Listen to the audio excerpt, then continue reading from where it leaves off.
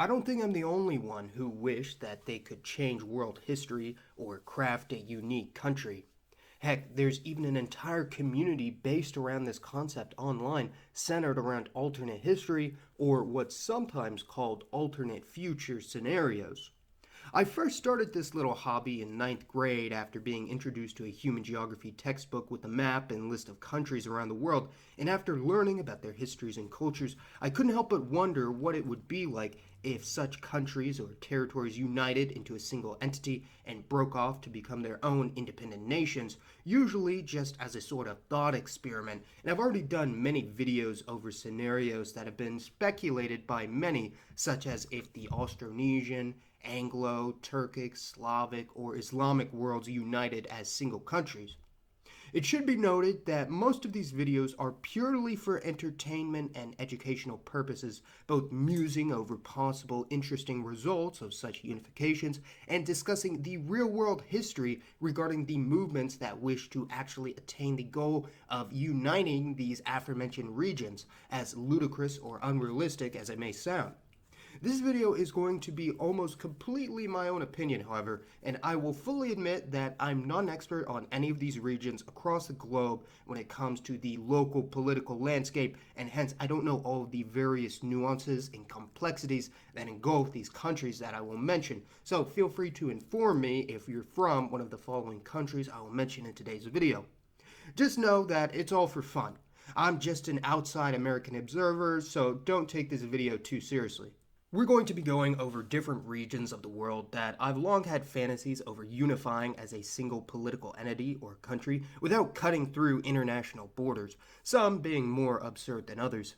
I'll be discussing my reasoning and the various demographic and geopolitical ramifications of changing the world map in such a drastic way, but obviously I don't live in any of the regions that I'm about to mention, so don't take offense if one of these scenarios is a hotly contested issue in your country. Starting off with one of the less controversial entries on my list, ever since I learned of them, I always found the ABC Islands off the coast of South America to be quite intriguing, particularly due to the unique local culture found there. The ABC Islands, or Aruba, Bonaire, and Curaçao, are all currently separate island territories under the Kingdom of the Netherlands, but what makes them stand out is the language spoken by the native-born inhabitants, known as Papiamentu, or Papiamento, which is truly one of a kind. Papiamentu is a Creole language derived from Portuguese, Spanish, Dutch, various West African languages, the Carib Amerindian language, and English that developed due to the colonial history of the islands. The long-term inhabitants of these islands are predominantly of mixed European, African, and Amerindian descent, with more recent expatriates from Europe, Latin America, and the Caribbean. I think it would be incredibly interesting if the three Papiamentu-speaking islands became a single country or entity, as their one-of-a-kind history in the Americas unites their inhabitants from a linguistic, religious, genetic, and a political standpoint, as all of these islands are technically still under Dutch rule, although with varying levels of sovereignty, and their natives are predominantly Roman Catholic. It's very difficult to say with any certainty since the islands don't keep data on ethnicity, but the bulk of the population of these islands are of mixed race, either of Euro-African, Euro-Amerindian, or triracial ancestry, with notable African and European minorities, and smaller Asian and Middle Eastern contributions as well. Their combined population would be nearly 300,000, or roughly equivalent to the Caribbean nation of Barbados, and their GDP would be roughly 9 billion USD, which isn't terribly high, but tourism and trade with the neighboring countries, especially the United States, could certainly increase this number and further integrate the new nation with the surrounding region. Not far from the ABC Islands are another trilogy of territories, with the major difference being that these three nations actually belong to three different European powers, and only one of them has not yet gained independence. The three Guyanas of South America, British, Dutch, and French, are the three odd misfits of the continent, with every other modern nation either having a Spanish or Portuguese history, and having since devolved into three distinct entities, although they very clearly share much in the way of culture, politics, and history.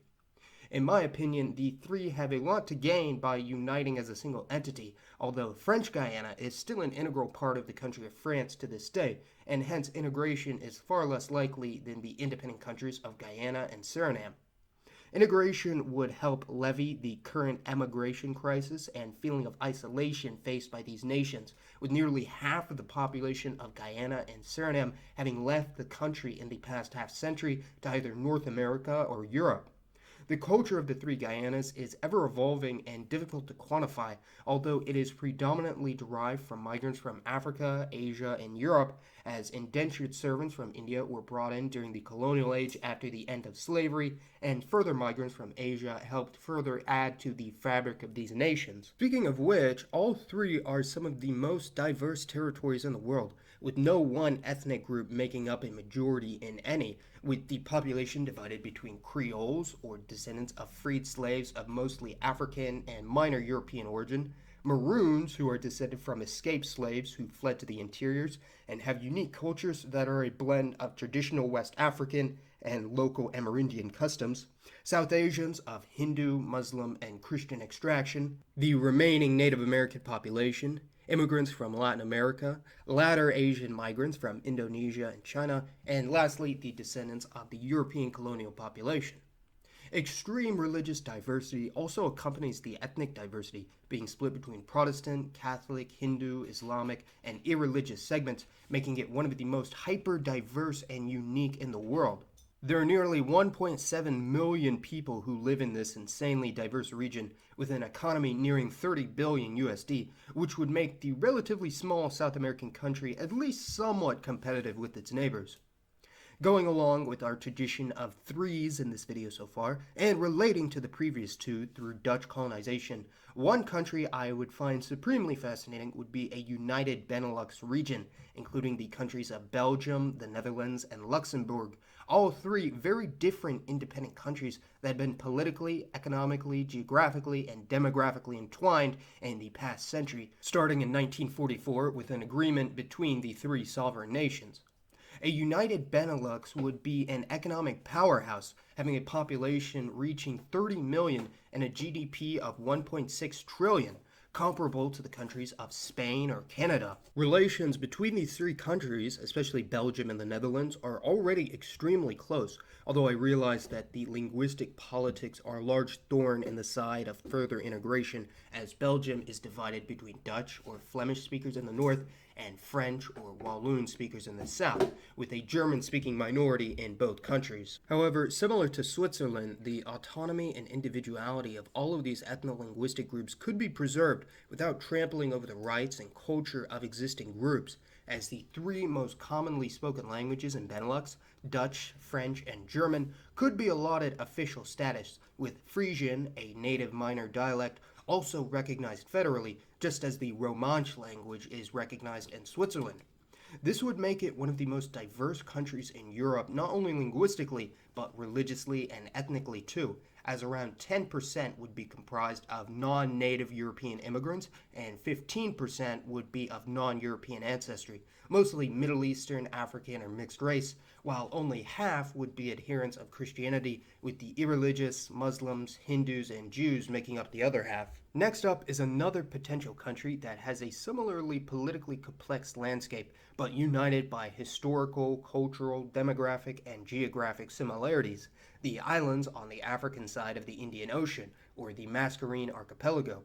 These isolated nations include the countries of Mauritius and Seychelles, as well as the overseas territories of Réunion and the British Indian Ocean Territory, belonging to France and the United Kingdom respectively.